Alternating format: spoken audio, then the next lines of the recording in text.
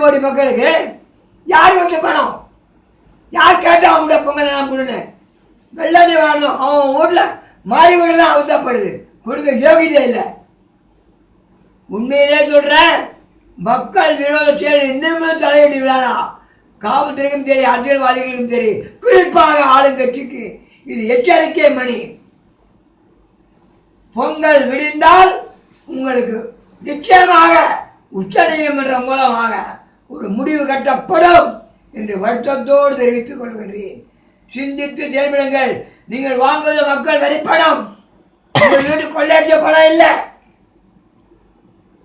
லஞ்சத்தை ஒழிப்புகளா நீங்கள்?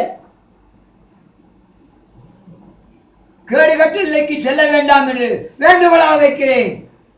நல்லோர் ஒருவர்களே அவர் விட்டு எல்லோருக்கும் பெய்யும் மழை என்பதுதான் என்போன்ற ஒரு இளைஞர்கள் பறந்து வந்து விட்டார்கள். சகாயம் தர வேண்டியதான் சொல்லிக் கொண்டிருக்கிறார்கள். தேவையே இல்லை. இந்த டிராபிக் ஒருத்தம் போல உங்களை மாற்றுறதுக்கு. சிந்தித்து செயல்படுங்கள். எச்சரிக்கை மட்டுமல்ல, கோரிக்கையாக வைக்கிறேன். சிந்தியுங்கள், திருந்துங்கள், திருந்துங்கள். அதிகாரிகளே திருந்துங்கள், அரசியல்வாதிகளே திருந்துங்கள், மக்களை மதியுங்கள், ஜனநாயகத்தை மதியுங்கள் என்று வேண்டுகோளாக வைத்து விடுகிறேன். நன்றி, வணக்கம்.